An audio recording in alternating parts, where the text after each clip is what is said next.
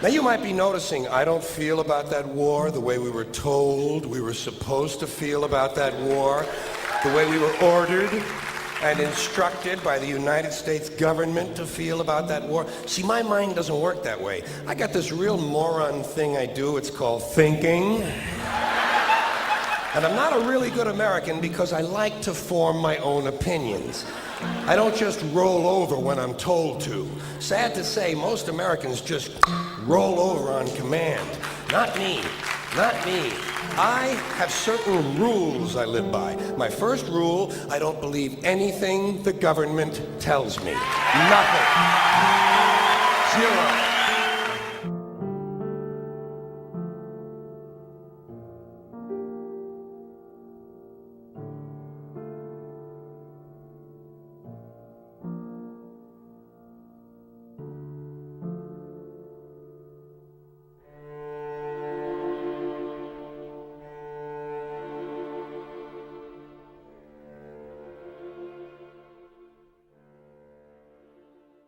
It concludes that Iraq has chemical and biological weapons, that Saddam has continued to produce them, that he has existing and active military plans for the use of chemical and biological weapons, which could be activated within 45 minutes, including against his own Shia population. The United States knows that Iraq has weapons of mass destruction. Any country on the face of the earth with an active intelligence program knows that Iraq has weapons of mass destruction. There is no doubt that Saddam Hussein now has weapons of mass destruction. There is no doubt that he is amassing them to use against our friends, against our allies, and against us. The choice is his.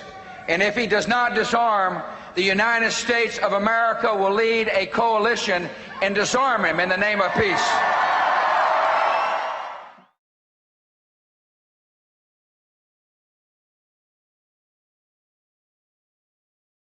Saddam Hussein aids and protects terrorists, including members of Al-Qaeda. Secretly and without fingerprints, he could provide one of his hidden weapons to terrorists or help them develop their own. Before September the 11th, many in the world believed that Saddam Hussein could be contained. The war on terror is, you can't distinguish between Al-Qaeda and Saddam when you talk about the war on terror. We've learned that Iraq has trained Al-Qaeda members in bomb making and poisons and deadly gases. He's a threat because he is dealing with Al-Qaeda. We know that Iraq and Al-Qaeda have had high-level contacts.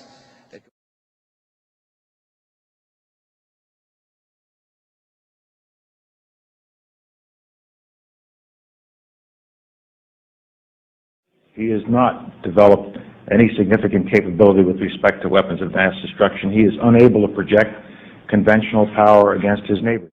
We are able to keep arms from him. His military forces have not been rebuilt.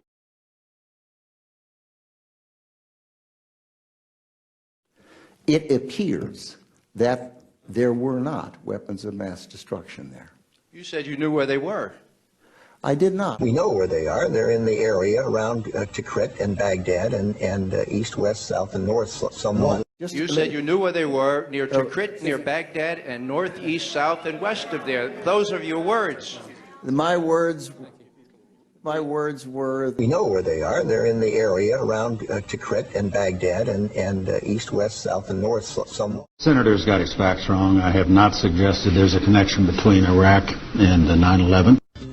With respect to 9/11, of course, you've had the story that's been public out there. The Czechs alleged that Mohammed Atta, the lead attacker, met in Prague with a senior Iraqi intelligence official 5 months before the attack. He said there were three main reasons for going to war in Iraq: weapons of mass destruction, the claim that Iraq was sponsoring terrorists who had attacked us on 9/11, and that Iraq had purchased nuclear materials from Niger.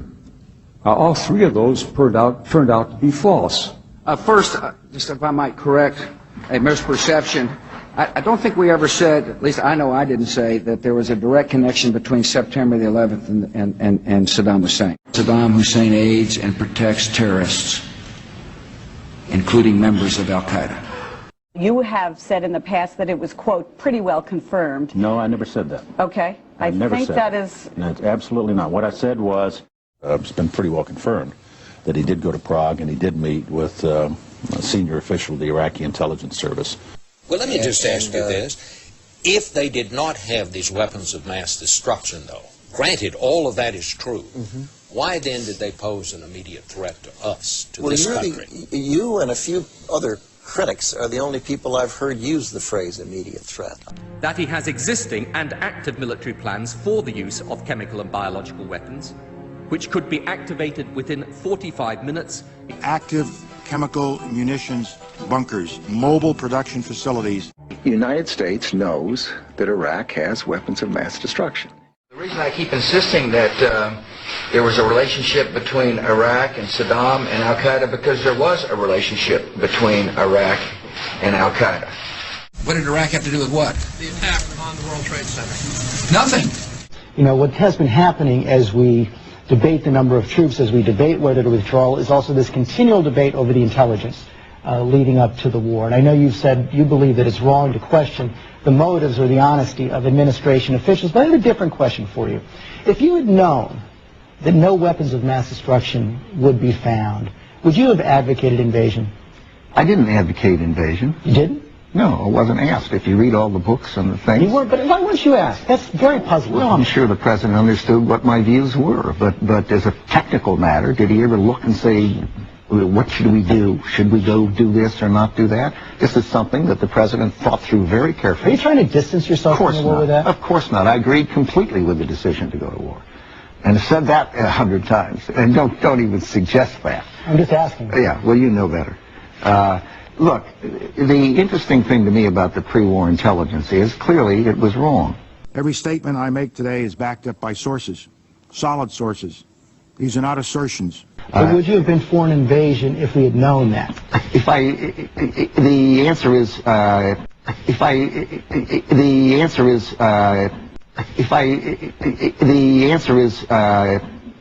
probably yes.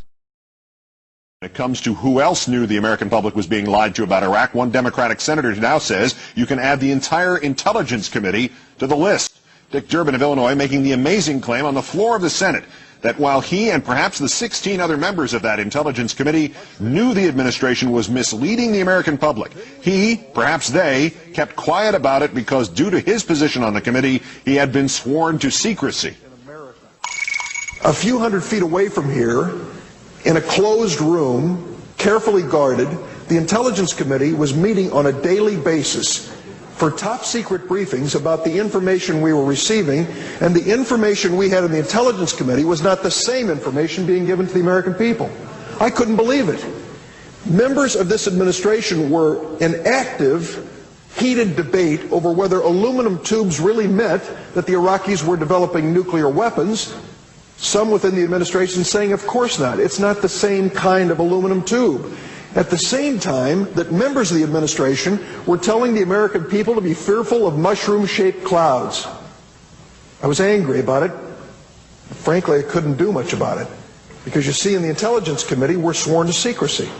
We can't walk outside the door and say, the statement made yesterday by the White House is in direct contradiction to classified information that's being given to this Congress. We can't do that. We couldn't make those statements. And so in my frustration, I sat here on the floor of the Senate and listened to this heated debate about invading Iraq, thinking the American people are being misled. They are not being told the truth. But there's a reason. There's a reason. There's a reason for this.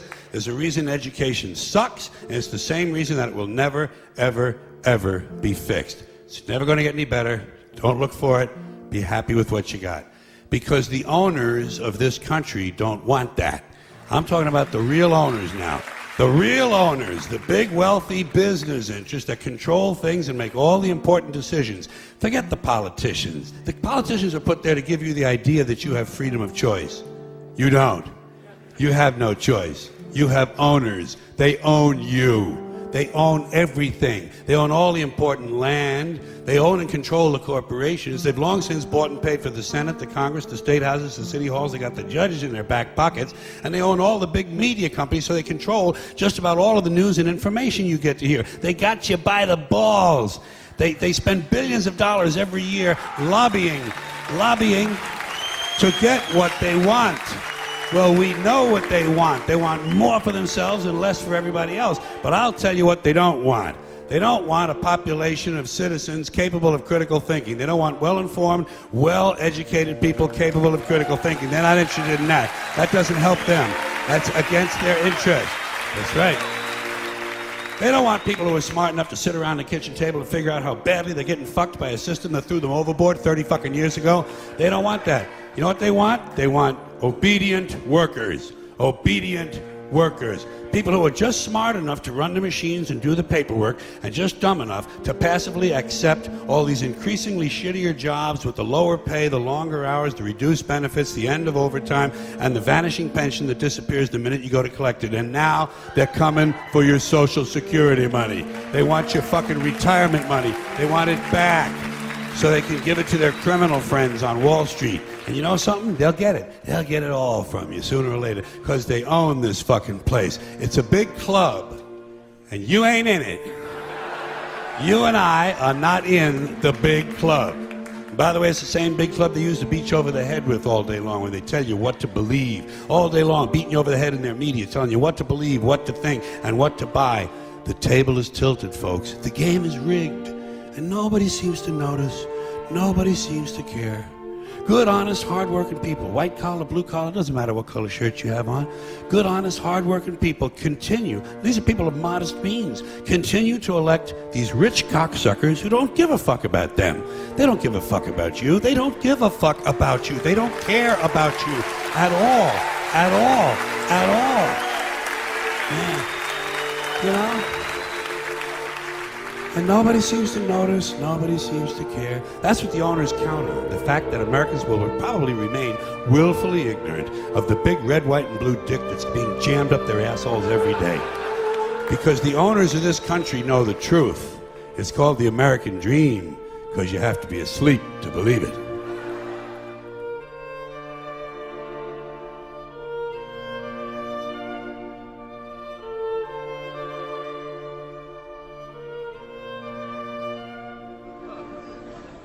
Those weapons of mass destruction got to be somewhere.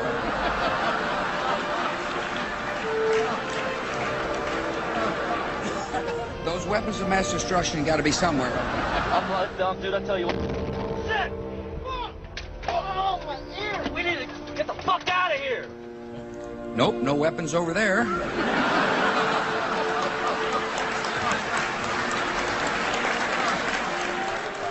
Those weapons of mass destruction got to be somewhere. Nope, no weapons over there. Maybe under here. Oops, this photo wasn't supposed to be in here. This is a Skull and Bone secret signal.